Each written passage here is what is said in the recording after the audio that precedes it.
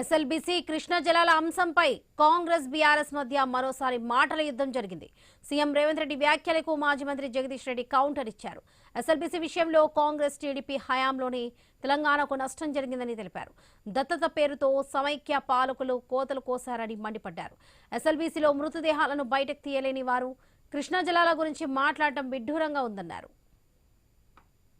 పెట్టిన ప్రాజెక్టు 2014 వరకు దాదాపుగా 25-30 కిలోమీటర్ల మధ్యలో టన్నెల్ను పూర్తి చేస్తే తెలంగాణ రాష్ట్రం వచ్చిన తర్వాత చంద్రశేఖరరావు గారు 10 సంవత్సరాలు ముఖ్యమంత్రిగా ఉండి కనీసం 10 కిలోమీటర్ల టన్నెల్ను కూడా పూర్తి చేయలేకపోయిండు. చంద్రశేఖరరావు గారు బీఆర్ఎస్ ప్రభుత్వం చిత్తశుద్ధితో పనిచేసినట్టే సంవత్సరానికి 1 కిలోమీటర్ కూడా ఈ టన్నెల్ పూర్తి చేసి ఉంటే ఎప్పుడో ఈ ప్రాజెక్టే పూర్తి అయిపోయి నల్గొండ జిల్లాకు ఫ్లోరైడే కాకుండా సాగునీరు తాగునీరు అన్ని సమస్యలు పరిష్కారం అయి ఉండేవి. కానీ రాజకీయ దురుద్దేశంతో ఈ ప్రాజెక్టు పూర్తి చేస్తే కాంగ్రెస్ పార్టీకి పేరు వస్తుంది, నాకు పేరు రాకపోను కమిషన్లు కూడా రావడం లేదు అని చెప్పి హరీష్ రావు గారు చంద్రశేఖరరావు గారు ఈ ప్రాజెక్టును పూర్తిగా పక్కన పడేసింది. ముఖ్యమంత్రిది మూర్ఖత్వం అనాలన్నా అజ్ఞానం అనాలన్నా అర్థం కాని పద్ధతుల్లో మాట్లాడుతున్నాడు. కర్మగాలి రాష్ట్రానికి ముఖ్యమంత్రి అయితే మనం ఎవడు అనుకోలేదు కాబట్టి నీ మాటలు ఎవడు పట్టించుకోలేదు. కానీ వాళ్ళ ముఖ్యమంత్రి వైనవన్న సోయి లేకుండా 2 ఏళ్ళు అయిపోతుంటే కూడా ఇంకా ఆ స్థాయి పరిపక్వత తెచ్చుకోకుండా అవే అజ్ఞానం మాటలు, అదే మూర్ఖత్వం.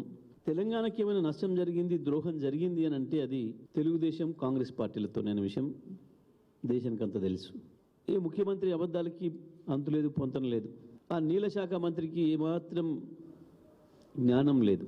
ఎవరైనా ఏదైనా రాసిస్తే చదువుడు తప్ప ఆయనకు ఈత అంటే భయం, ఇరిగేషన్ సబ్జెక్ట్ అంటే భయం. కృష్ణానదిలో మన వాటా మనం వాడుకోకపోవడం వల్ల 811 టీఎంసీలు నికర జలాలలో చంద్రశేఖరరావు గారు స్వయంగా హరీష్ రావు గారు పోయి 512 టీఎంసీలు ఆంధ్రప్రదేశ్ తీసుకెళ్ళండి, కేవలం 299 టీఎంసీలు మాకు చాలని సంతకాలు పెట్టి వచ్చారు 10 సంవత్సరాలు.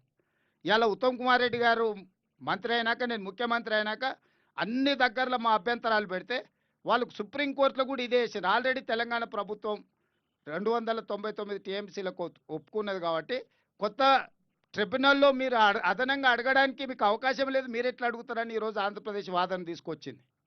మేము చెప్పినాం అతను తప్పుడు ఆలోచనలతో దురుద్దేశంతో అవగాహన రాహిత్యంతో ఇట్లాంటి సంతకాలు పెట్టిండు. వాటిని ఒప్పుకునే సమస్యనే లేదు. కేసీఆర్ హరీష్ రావులు కలిసి సంతకం పెట్టిండ్రు 512 299 అని మాట్లాడింది. చెప్పుదే పనికి సిద్ధమా అని నేను అడుగుతా ఉన్నా. మీ సమైక్య ఆంధ్రప్రదేశే ఆ జీవో ఇచ్చిపోయింది.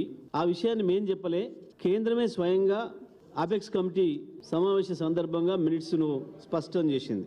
298.8 టీఎంసీలు తెలంగాణ ప్రాజెక్టులకి, 512 టీఎంసీలు ఆంధ్రప్రదేశ్కి ఇస్తున్నట్టు దాని మినిట్స్లోనే ఉంది, వాళ్ళు ఇచ్చిన మినిట్స్లోనే ఉంది. 299 టీఎంసీలను వాడే మొక్కలు కాదు మీరు. దానికి కూడా కేఆర్ఎంబి గత సంవత్సరం లెటర్ రాసింది. ఈసారి 1010 టీఎంసీల నీళ్ళు వచ్చినాయి అందుబాటులోకి.